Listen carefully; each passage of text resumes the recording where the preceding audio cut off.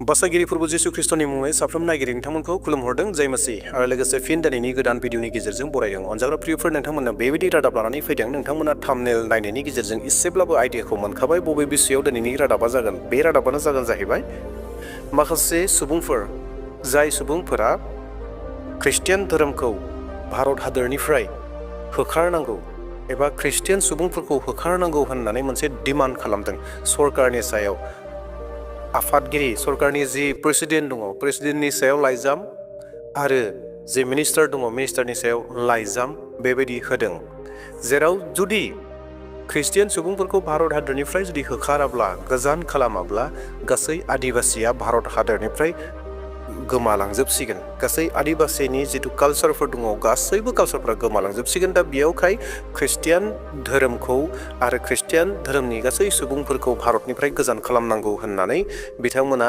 दाबि खालामगासिनो दङ गावसोरनि डिस्ट्रिक्टनि जितु डिस्ट्रिक्ट जि डिसि थाग्रा जि दङ बेयाव थांनानै बिथांमोना लाइजामखौ अलरेडि हैदों दा बेयावहाय नोंथांमोना बेबायदि रादाबखौ लानानै फैबाय जागायजेननायनिफ्राय जोबजासिम नायगोन आरो जोबनाय फारसे आं नोंथांमोननो उनाव मोजाङै डिटेल्सै हैगोन बे जाथाया बहा जादों सोर खालामदों बबे धोरोमनि मानसिफोरा खालामदों बेफोर गासै बाथ्राफोरखौ डिटेल्सै हैगोन दा बेवहाय भिडिअखौ जोबजासिम नाय आरो लोगोसे खावलायनो हास्थायदों सोरबा जुदि गोदान फैदोंब्ला चेनेलखौ साबस्क्राइब खालामगोन आरो लोगोसे बेल बटन जितु अल बटन दङ अल बटनखौ थुनानै लागोन जेन गासै नटिफिकेसनखौ मोननो हायो आरो लोगोसे मोनसे लाइक होगोन आरो सानोब्ला भिडिअखौ शेयार खालामगोन दे अब्ला प्रियफोर नोंथांमोननो बे रादाबखौ लाबोबाय नोंथांमोना गोसो होनानै नायगोन जुदि खनसे नायनायाव बुजि मोनाब्ला आरो नैथि बारनि थाखाय नायबावगोन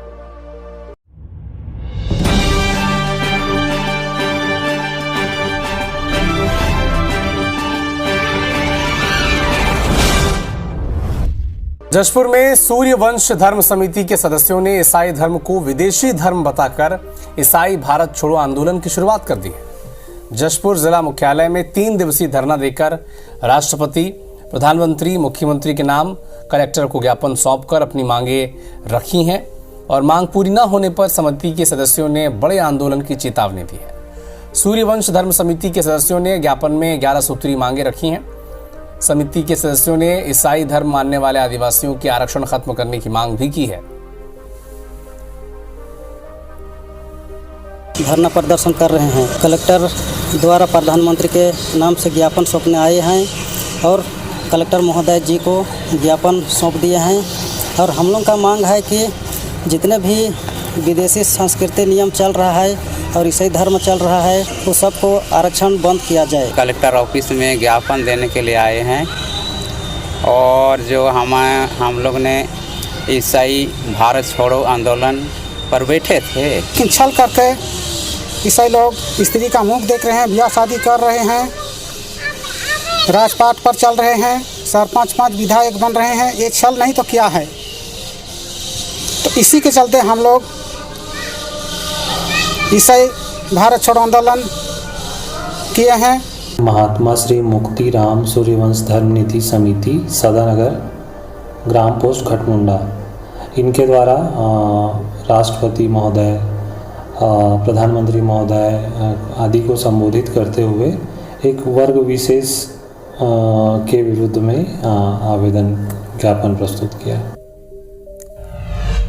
ख्रिस्टनि बिसाफोर नोंथांमोना नोंथांमोननि मेगनजों खोमाजों खोनाबाय रादाबा मा बुंदों बे जाथाया जादों जाहैबाय उरिस्सानि जशपुर होननाय जिल्लायाव आरो जिल्लानि जितु डिसि थाग्रा बेयावनो बिथांमोना बे जितु लाइजाम दङ एप्लिकेशन दङ बे एप्लिकेशनखौ गथायहैदों आरो बिथांमोनखौ नोंथांमोना नुनो मोनदों खोब बयहस्त बोराय बुरै बिथांमोना गुफुर ड्रेसजों मोनसे स्ट्राइक खालामगासिनो दङ बिथांमोना सानथामनि हाबाफारि लानानै बे खामानिखौ मावदों जेराव ख्रिस्टियानफोरा जोंनि गासै आदिबासिनि जितु कालचारफोर दङ कालचारफोरखौ बरबाद खालामसिगोन फोजोबजोबसिगोन बेनि थाखाय जोंनि डिमान्डआ बेनो जे ख्रिस्टियानफोरखौ भारत हादरनिफ्राय होखारनांगौ होननानै बिथांमोननि बाथ्रा बिथांमोननि डिमान्ड आरो बिथांमोननि जितु धर्म दङ बे धर्मखौ सूर्यवंश धर्म होननानै बुङो सूर्यवंश धर्म दा बे सूर्यवंश धर्मनि जायफोरा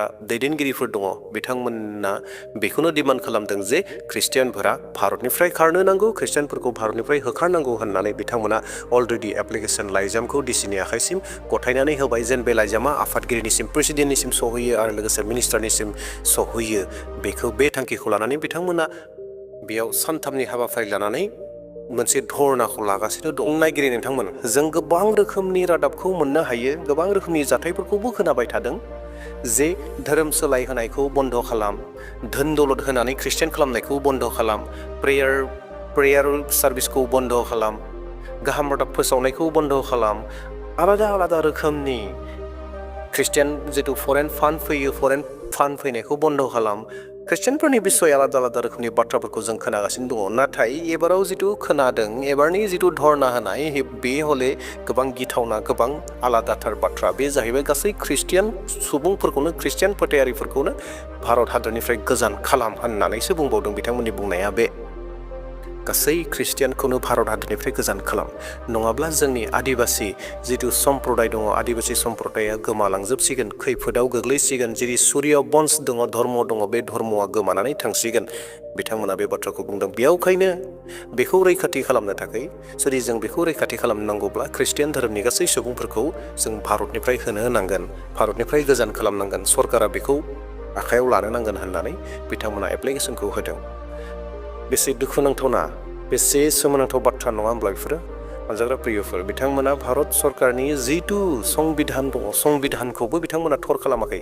संबिधाननि बोसोनफोरखौ, बाथ्राफोरखौ बिथांमोना मोनथियो ना मोनथिया? बिथांमोनासो मोनथिगौ जे भारतआ मोनसे उदांस्रि हादर, बेयाव बयबो थानो हायो, बयबो धोरोमनि मानसिफोरा थानो हायो, बयबो धोरोमनि मानसिफोरा गावबागाव धोरोमनि बाथ्राखौ गुबुननो बाथ्राखौ मोनथिहोनो हायो, गावनि गोसोनि बाथ्राखौ गुबुननो शेयार खालामनो हायो। बेयाव जोंनि संबिधाना जेबो उसुबिदा गैया, एबा संबिधाना जोंखौ बाधा होआ, बन्द खालामा। नाथाय बिथांमोना बबे संबिधाननि बबे बाथ्राखौ लानानै बेफोरबायदि बाथ्राखौ बुंखो, बेफोरबायदि डिमान्डखौ खालामनो थांखो, बिथांमोनासो मोनथिसिगौ। जायफोरा गुफुर गुफुर ड्रेस गाननानै, गुफुर गुफुर ड्रेस सारिफोर गाननानै आइजोफोराबो हौवाफोराबो डिसि अफिसाव थांदों आरो लाइजामखौ गथायहैदों। अनजाग्रा प्रियफोर, बेनो जाहैबाय दिनैनि मोनसे गिथावना रादाब होननानै बुंनो नांगोन, जेराव जुदि थारैनो सरकारा बे बिसयाव जुदि बाथ्रा सावरायोब्ला, बे बिसयाव जुदि बाथ्राखौ लायोब्ला, सिरियास लायोब्ला, हयथ' उरिष्यायाव थानाय गोबां आदिबासि ख्रिस्टियानफोरा जेंनायाव गोग्लैगोन। जे दिनै भारतआव अलरेडि गोबां डिस्ट्रिक्टआव, गोबां जिल्लायाव, गोबां स्टेटआव, रायजोआव गोबां रोखोमनि समस्याफोरा जानानै दंखायोखा। जे मोनफानि उनाव मोनफा, मोनफानि उनाव मोनफा ख्रिस्टियानफोरनि सायाव दायखौ फोनांनानै गोबां बेक्तिफोरखौ जेलाव सोगासिनो दङ। नोंथांमोना रादाबनि गेजेरजों मोननो हागासिनो दङ। फैबाय थानाय समा बेसेबां गिथावना सम जाबावगोन। दा बेनि थाखायनो जों साफ्रोमबो ख्रिस्टियान सुबुंफोराबो, फोथायारिफोराबो जों सांग्रां जानो नांगौ। आरो बे सांग्रां जानायखौ आं मोनफ्रोमबो भिडिअ'आव बुंबोगासिनो दङ जे बे सांग्राङा धोन दौलतनि सांग्रांनि नङा, हाथियार लानायनि सांग्रां नङा, बे जाहैबाय आरजनि सांग्रां जानाय, आरजनि मुभमेन्ट जानाय। जोङो आरजआव गोबां बोलोगोरा जानो नांसिगौ। मानोना सैतानाबो दिनै भारतआव गोबांनिफ्राय गोबां खामानि मावदों। मानोना जिसु ख्रिस्ट'नि खामानियाबो गोबां जागासिनो दङ। दा बेयावहाय सैतानाबो गोबां खामानि मावनो नागिरदों। दा जोङो गोबांनिख्रुइ गोबां, आरोबाव गोबां खामानि मावबावनांगोन। जों जेसेबांखिनि आरज खालामदों बिनिख्रुइ आरोबाव गोबां आरजखौ जों खालामनांगोन। जुदि फास्टिं प्रेयार लायाखैब्ला फास्टिं प्रेयार लानो नांगोन बे बिसयनि थाखाय। जुदि पार्सनेल लाइफआव नोंथाङा जुदि गुबुननि थाखाय बिस'थाराखैब्ला, गाहाम रादाबनि थाखाय बिस'आखैब्ला, भारतनि थाखाय बिस'आखैब्ला, जों बिस'नायखौ जोङो खालामनो नांगोन। लागारबो जोंबो सांग्रां जानि, जोंबो एक्टिभ जानि। जों जेब्ला एक्टिभ जागोन अब्लासो बै जोंनि उल्थायाव थाग्रा जिथु सैतान दङ, बे सैताना डिएक्टिभ जालांगोन। दा बेयावहाय जोङो एक्टिभ जानि।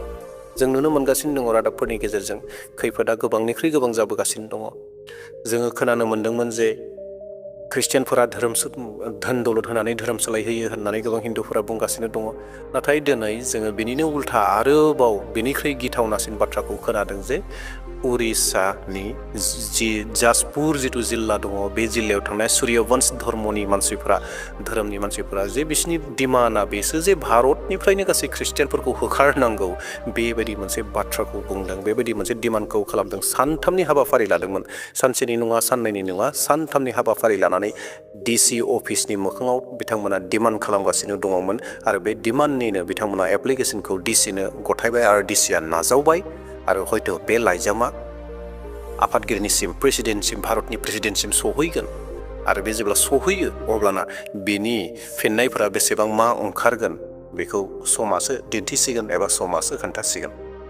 दिनै ख्रिस्टियानफोरा एसेबां दायनिगिरि जाबायना भारताव दिनै जोङो जिसु ख्रिस्ट'खौ खुलुमनाय सिबिनायाव जोंहा एसेबां दायनिगिरि जादों ने जों एसेबां गाज्रि खामानि मावदों ने दिनै सोरनिबा न'खराव जौ लोंनानै बेलथायनानै दङ समाजनि गेजेराव नांलाय खमलाय समाजनि गेजेराव सिखाव समाजनि गेजेराव उग्रपन्थी समाजनि गेजेराव गोबां रोखोमनि गाज्रिफोर बैफोरबायदिखौ फोसाबनांगौखौ खबर खालामालाबानो बैफोरबायदिखौ फोसाबनांगौखौ गोसो होआलाबानो बबेबा ख्रिस्टियान धोरोमखौसो दिनै टारगेट खालामदों बयबो धोरोमा टारगेट खालामदों बयबो हारिया टारगेट खालामदों बयबो सम्प्रदायफोरा टारगेट खालामनानै ख्रिस्टियाननि बिसय उल्था बाथ्राफोरखौ बुंगासिनो दङ जेन ख्रिस्टियानफोरा मानसिफोरखौ सिथारगासिनोसो दङ होननायफोरबायदि बाथ्रा बेफोरबायदि खामानि मावगासिनो दङ। जायखिजाया अनजाग्रा प्रियफोर जों सैथोखौ मोनथिगौ जुदिअ बुहुमनि मानसिफोरा भारतनि मानसिफोरा जुदिअ सैथोखौ दासिमबो मोनथियाखैब्ला सैथोखौ बिथांमोना मोनथिथों बेनि थाखाय लागारबो नोंथांनि पार्सनेल प्रेयाराव नोंथाङा आर'ज लाबाय थादो जेन बयबो सुबुंफोरा सानसे जिसु ख्रिस्ट'खौ मोनो आरो जिसु ख्रिस्ट'नि रायजोआ बुहुमाव फैयो। देवला प्रियफोर दिनैनि रादाबखौ बेसेबां दोननोसै फैबाय थानाय समाव मोनसे गोदान रादाब लानानै फैफिनबावसिगोन। प्रेज द लर्ड।